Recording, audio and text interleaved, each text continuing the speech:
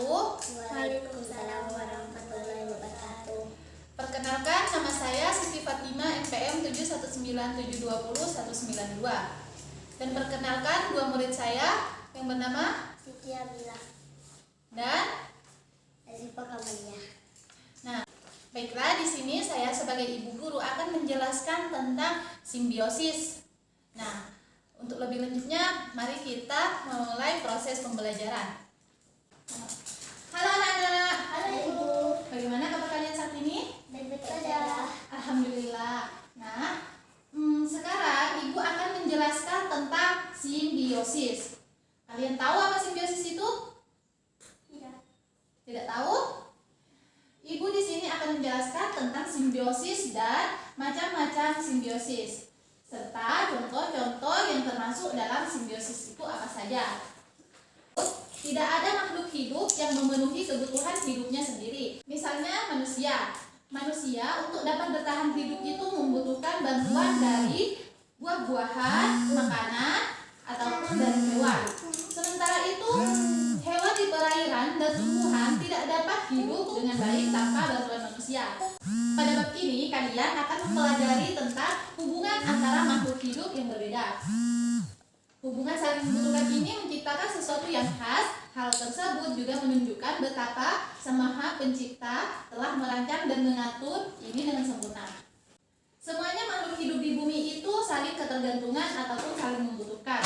Tidak ada satupun makhluk hidup yang tidak berhubungan dengan makhluk hidup yang lainnya. Kali ini kita akan membahas tentang jenis-jenis antara makhluk hidup atau bisa disebut dengan simbiosis. Simbiosis adalah hubungan antara makhluk hidup yang saling berbeda. Simbiosis itu dibagi menjadi 3 jenis, yaitu simbiosis mutualisme, simbiosis komensalisme, dan simbiosis parasitisme. Simbiosis mutualisme adalah hubungan antara dua makhluk hidup yang saling menguntungkan. Di papan ini adalah seperti hubungan antara kupu-kupu dengan bunga, hubungan antara lebah dengan bunga, hubungan antara kerbau dengan burung, hubungan antara manusia dengan bakteri Escherichia coli. Kenapa termasuk dalam simbiosis mutualisme? Karena kupu-kupu akan mendapatkan keuntungan dari bunga, begitupun bunga akan mendapatkan keuntungan dari kupu-kupu. Kupu-kupu mendapatkan sari-sari bunga, sedangkan kupu-kupu membantu bunga melakukan penyerbukan. Lebah biasanya hinggap pada bunga karena ingin memperoleh madu atau nektar sebagai makanannya. Keberadaan lebah ini dapat membuat proses penyerbukan pada bunga bisa berlangsung dengan mudah, sehingga bunga diuntungkan dengan kehadiran lebah yang hinggap pada dirinya. Contoh selanjutnya yaitu kerbau dengan burung gagak. Burung gagak atau bisa disebut dengan burung jalak biasanya hinggap pada tubuh kerbau untuk mendapatkan makanan berupa kutu yang berada pada tubuh kerbau. Sedangkan kerbau akan mendapat keuntungan karena kutu-kutu pada tubuhnya berkurang atau mungkin hilang menjadi tidak ada sama sekali. Dan contoh selanjutnya yaitu hubungan antara manusia dengan bakteri Escherichia coli. Bakteri Escherichia coli itu adalah bakteri yang biasanya terdapat pada usus besar manusia. Keberadaan bakteri Escherichia coli ini berguna untuk mengurangi pertumbuhan bakteri jahat dan mempercepat proses pembusukan di dalam usus besar. Escherichia coli ini membantu proses produksi vitamin K yang berguna untuk proses pembekuan darah. Sedangkan bakteri ini dapat keuntungan karena mendapatkan sisa-sisa makanan pada usus besar. Nah, itulah contoh-contoh yang termasuk dalam simbiosis mutualisme. Kalian paham? Selanjutnya simbiosis komensalisme. Simbiosis komensalisme adalah hubungan antara dua makhluk hidup yang dimana satu makhluk hidup lain mendapat keuntungan dan satu makhluk hidup lainnya tidak dirugikan sama sekali. Contohnya di sini adalah seperti bunga anggrek dengan inangnya. Kenapa termasuk ke dalam simbiosis komensalisme? Karena bunga anggrek melekat atau merambat pada tubuh pohon dengan tujuan mendapatkan air mineral dan sinar matahari untuk melakukan fotosintesis. Dengan demikian, bunga anggrek bisa diuntungkan karena bisa melakukan fotosintesis untuk memproduksi makanannya sendiri. Sedangkan pada pohon tersebut tidak dirugikan sama sekali. Ngerti? Contoh selanjutnya adalah tumbuhan paku dengan pohon jati. Tumbuhan paku melekat pada pohon jati dengan tujuan agar mendapatkan sinar matahari yang cukup untuk digunakan dalam fotosintesis seperti bunga anggrek yang tadi. Pohon jati sebagai inangnya tidak dirugikan maupun tidak diuntungkan dari interaksi hubungan tersebut. Contoh selanjutnya adalah ikan remora dengan ikan hiu. Ikan remora akan selalu menempel di dekat ikan hiu dengan tujuan agar tidak dimangsa oleh hewan yang lebih besar darinya. Selain itu, ikan remora akan cepat mendapatkan sisa-sisa makanan dari makanan hiu. Keberadaan ikan remora sendiri ini tidak merugikan atau menguntungkan pada ikan hiu. Contoh selanjutnya adalah ikan badut dan animun laut. Kenapa termasuk ke dalam simbiosis komensalisme? Karena ikan badut akan terlindungi dari pemangsanya karena bersembunyi dan hidup di antara trangkel-trangkel anemon. Anemon laut mengeluarkan zat beracun yang dapat melukai ikan-ikan lain. Tetapi ikan badut tidak terluka. Kenapa? Karena kulitnya mengeluarkan lendir pelindung. Yang terakhir adalah simbiosis parasitisme. Simbiosis parasitisme adalah hubungan antara dua makhluk hidup di mana satu makhluk hidup lain mendapatkan untung, satu makhluk hidup lainnya dirugikan. Contohnya benalu dengan inangnya. Kenapa termasuk ke dalam simbiosis parasitisme? Karena pada hubungan ini menguntungkan salah satu pihak saja. Benalu tersebut diuntungkan karena dapat mengambil air dan unsur hara lainnya dari tanaman inangnya. Sementara bagi pohon yang ditempelinya akan mengalami kerugian karena menghambat pertumbuhan. Contoh selanjutnya yaitu bunga Rafflesia almodi dengan inangnya. Bunga Rafflesia mendapat makanan yang dibuat tumbuhan inangnya. Akibatnya, bunga Rafflesia dapat tumbuh subur sedangkan tumbuhan inangnya lama-kelamaan bisa mati. Contoh selanjutnya adalah lalat dengan buah-buahan. Lalat akan hinggap pada buah-buahan dan menyuntikkan telurnya ke dalam buah tersebut. Maka buah tersebut akan mengalami kerugian karena dapat menghambat dan merusak buah tersebut. Contoh yang terakhir adalah hubungan antara manusia dengan nyamuk. Hubungan antara manusia dengan nyamuk sangat merugikan bagi manusia. Mengapa? Karena nyamuk adalah salah satu hewan yang mengganggu karena dapat menyebabkan penyakit demam berdarah. Hal tersebut sangat merugikan kan bagi manusia? Betul. Karena bisa menyebabkan penyakit lain-lainnya dan juga gatal-gatal. Sedangkan bagi nyamuk, hubungan ini justru sangat membuatnya untung karena mendapat makanan atau darah tubuh manusia. Inilah yang mengacu pada simbiosis parasitisme yang bersifat merugikan salah satu pihak yang menjalani interaksinya. Baiklah, setelah Ibu menjelaskan semuanya, apa kalian mengerti?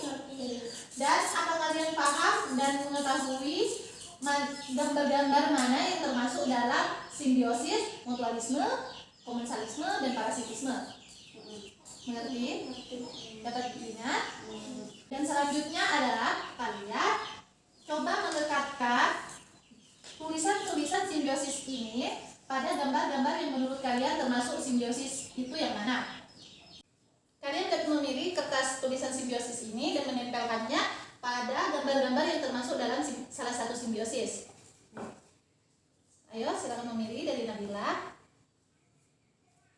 Nabila mendapat simbiosis komensalisme. Simbiosis komensalisme itu berada di mana? Betul sekali, bunga anggrek termasuk dalam simbiosis simbiosis komensalisme. Silakan ditempelkan.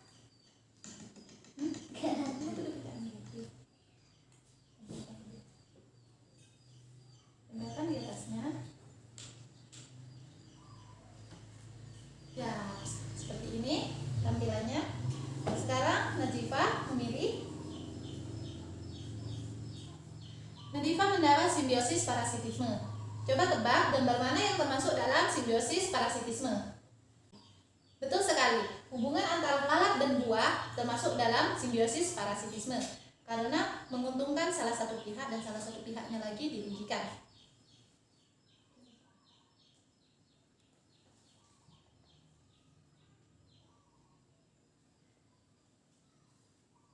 Jadi kalian akan dapat memilih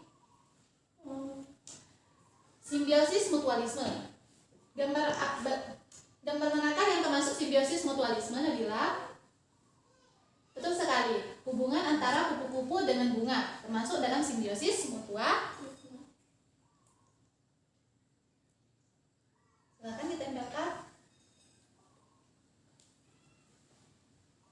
Dan selanjutnya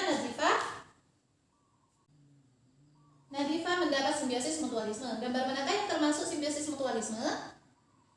Betul sekali. Kalian dapat mengingat dengan baik ya gambar-gambar yang telah Ibu jelaskan tadi.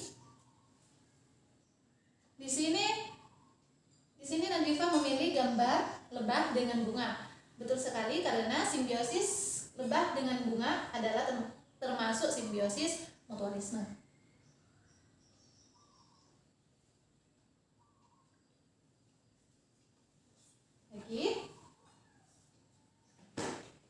Simbiosis parasitisme. Gambar manakah yang termasuk simbiosis parasitisme?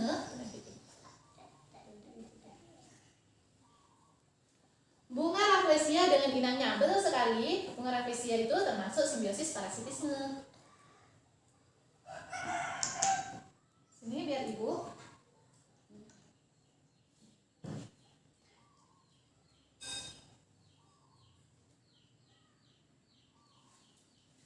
Lalu Nadifah, simbiosis komensalisme. Gambar manakah yang termasuk simbiosis komensalisme? Tumbuhan paku dengan inangnya. Apakah yakin? Betul sekali. Bisa direkatkan.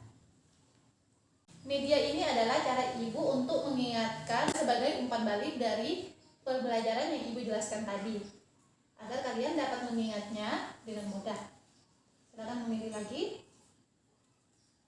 Simbiosis mutualisme. Yang termasuk simbiosis mutualisme di gambar ini yang mana, Nabila? Betul sekali. Yang termasuk dalam simbiosis mutualisme di sini Nabila memilih kerbau dengan burung gagak.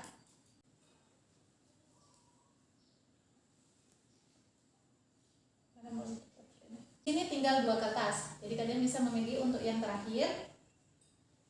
Nabila mendapat simbiosis komensalisme. Gambar manakah yang termasuk simbiosis komensalisme? Betul sekali, ikan badut dengan anemon laut.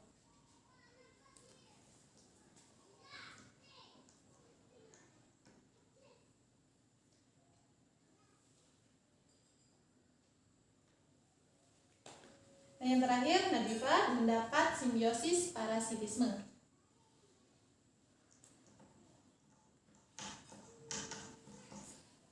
Silakan direkatkan.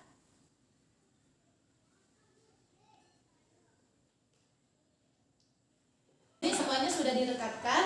Sekarang tugas akhir kalian adalah mengisi lembar pengamatan mana yang termasuk salah satu simbiosisnya. Silakan.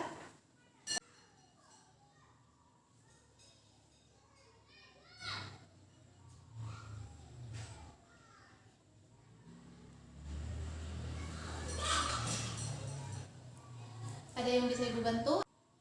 Kalian bisa mengerjakan sendiri? Wah, bagus sekali.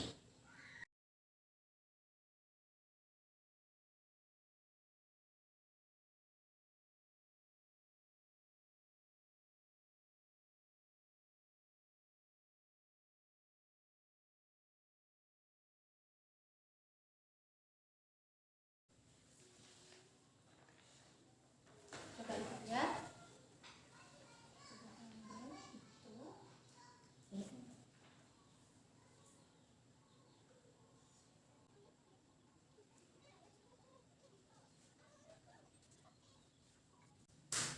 Sudah?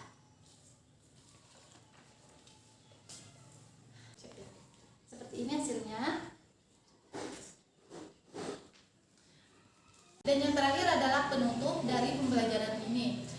Kurang lebihnya mohon maaf. Assalamualaikum warahmatullahi